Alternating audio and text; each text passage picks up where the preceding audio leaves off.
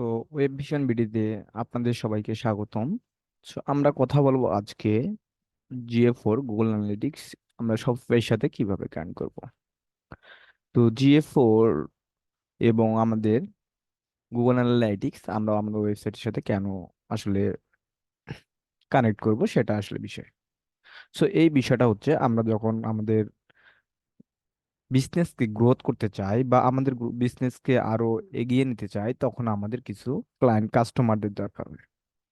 এই কাস্টমাররা আমাদের কারা, এগুলো তো আমরা আসলে জানি না।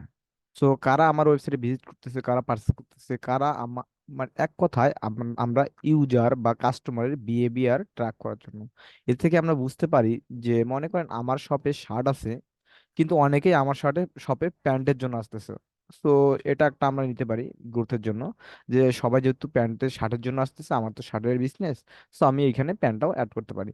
তো এভাবেই কিন্তু আমাদের বিজনেসকে গ্রো করতে পারি, এবং কাদের কাদের আমার প্রতি ইন্টারেস্ট আছে সেটা আমরা বুঝতে পারি। সেজন্য আসলে আমরা গুগল অ্যানালিটিক্স, সেটা করার জন্য প্রথমে আমাদের যেতে হবে গুগল অ্যানালাইটিক্সে যাইতে হবে। যাওয়ার পর আমরা যদি সেটিংসে যাই,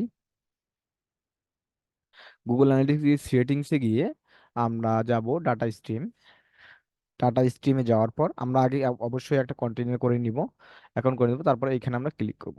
ক্লিক করার পর আমাদের মেজারমেন্ট আইডিটার সাথে অবশ্যই আমাদের গুগল ট্যাগ ম্যানেজার কানেক্ট করতে হবে। জিএফওর সাথে ট্যাগ ম্যানেজার কানেক্ট করার জন্য আমাকে অবশ্যই জিএফওর যাইতে হবে। যাওয়ার পর এখানে নিউ ট্যাপ করার পর গুগল ট্যাগ নামে এই যে টেমপ্লেটটা এখানে নেওয়ার পর আমাদের যেহেতু করাই আছে, তার জিএ মেজারমেন্ট আইডি দিয়ে আপনারা করে নেবেন। এখানে GA4 মেজারমেন্ট আইডিটা দিয়ে দিবেন। এখানে কোন আইডিটা হবে এইখানে কপি করবেন। কপি করার পর আপনারা ট্যাগে যাবেন, ট্যাগে যাওয়ার পর এখানে কপি করে সেভ দিয়ে এখানে ইনিশিয়ালাইজ অল পেজ দিবেন, ইনিশিয়াল অল পেজ। তাহলে আমার যে গুগল ট্যাগ ম্যানেজারের সাথে গুগল কানেক্ট হয়ে গেল। এবং আমাদের গুগল ট্যাগ ম্যানেজারের সাথে ওয়েবসাইটে কিভাবে ভালবাসা করব, এইখান থেকে আমাদের এই যে কোডটা, HTML কোডটা এটা কপি করব। কপি করার পর আমার ওয়েবসাইটের ব্যাকএন্ডে যাব। ওয়েবসাইটের ব্যাকএন্ডে যাব। ব্যাকএন্ডে যাওয়ার থিম থেকে আমরা থ্রি ডট থেকে এডিট কোডে যাব। এডিট কোডে যাওয়ার পর একটু ওয়েট করব, একটু অপেক্ষা করলে আমার চলে আসবে। এই যে আমাদের কোডটা যে কপি করলাম, সেই কোডটা আমাদের এইখানে বসাইতে হবে। থিম ডট লিকুইডে আমাদের এই যে HTML কোডটা এটা বসাইতে হবে, এবং ডাটা লেয়ার থেকে আমাদের অবশ্যই ডাটা লেয়ার ইনেবল করে দিতে হবে। ডাটা লেয়ার ইনেবল না করলে কিন্তু আমরা ডেটা পাবো না। তারপর আমরা আসবো সেটিং থেকে চেক আউট। চেক আউট থেকে আমরা নিচে যাব, একটু স্ক্রল করে নিচে যাব। যাওয়ার পর এখানেও আমাদের জিটিএম কোডটা বসাইতে হবে, এবং এখানে কিছু HTML কোড বা জাভাস্ক্রিপ্ট কোড বসাইতে হবে। আমার এখন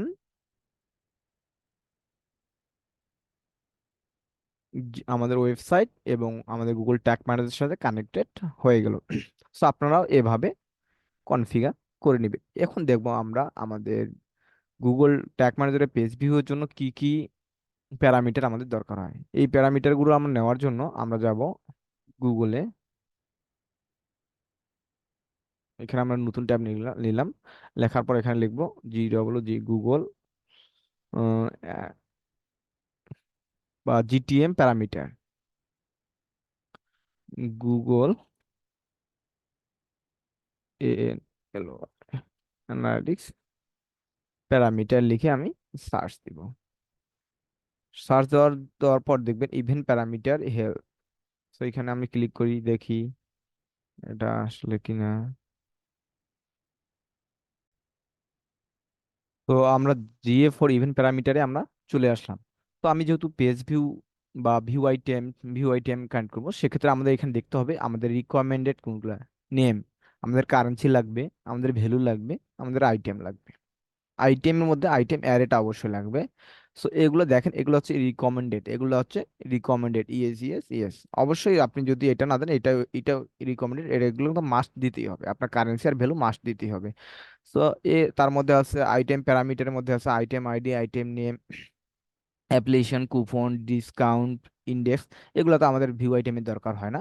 সেক্ষেত্রে আমরা এখন এই যে প্যারামিটারগুলো নিব, এই প্যারামিটারগুলো নেওয়ার জন্য আমাদের কি করতে হবে, আমরা আগে আমাদের গুগল জিটিএম এ আসবো, গুগল ট্যাগ ম্যানেজারে আসবো, আসার পর আমরা প্রিভিউ দিব।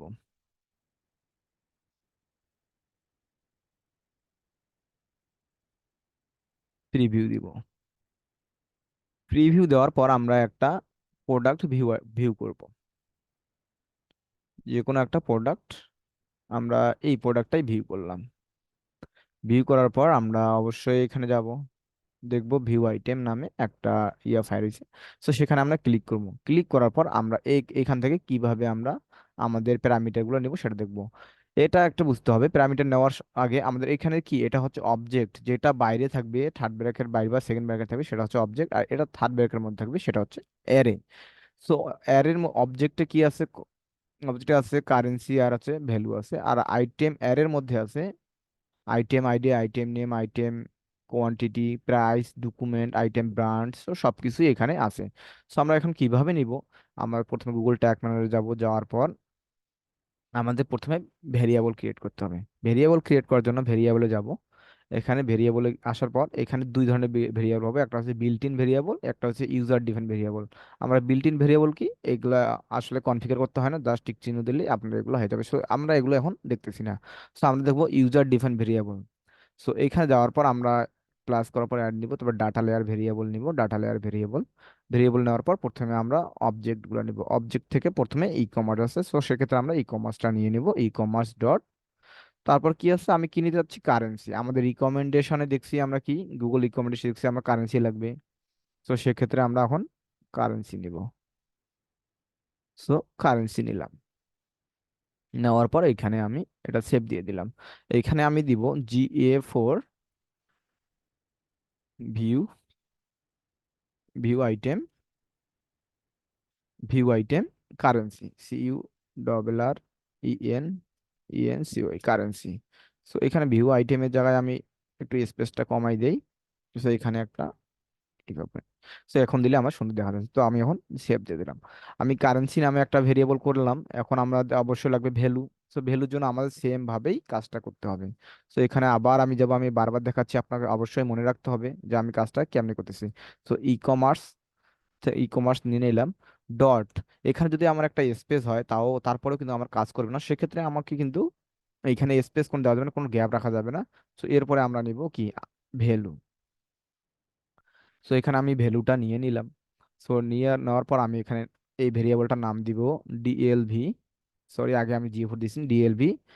আমি view item, VIEW view item, view item value, value নিয়ে আমি সেভ দিয়ে দিলাম। সো এখানে আমি GA4 দিয়েছি, সেই নামটা আমি চেঞ্জ করে দিই। এটা সরি আপনাদের এটা মনে রাখতে হবে, ডিএলভি বা ডাটা লেয়ার ভেরিয়েবল, আমি এটা চেঞ্জ করে নিলাম। সো এরপরে আমি আরেকটা আমাদের লাগবে, সেক্ষেত্রে আমরা আরেকটা কি দেখিয়েছিলাম যে আইটেম অ্যারেটার দরকার আছে, আইটেম অ্যারেটা কেমনে নিব এখন সেটা দেখবো আমরা। এখানে ক্লিক করব। ক্লিক করার পর ডেটা লেয়ার ভেরিয়েবল নিব। নেওয়ার পর আমরা আমাদের এইখানে যাব, যাওয়ার পর আমাদের ই কমার্স নিব, e commerce dot, e commerce এখানে ডট দিব। ডট দেওয়ার পর উম, এখানে items,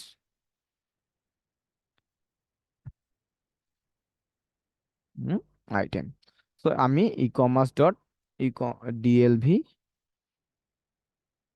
DLB item array, item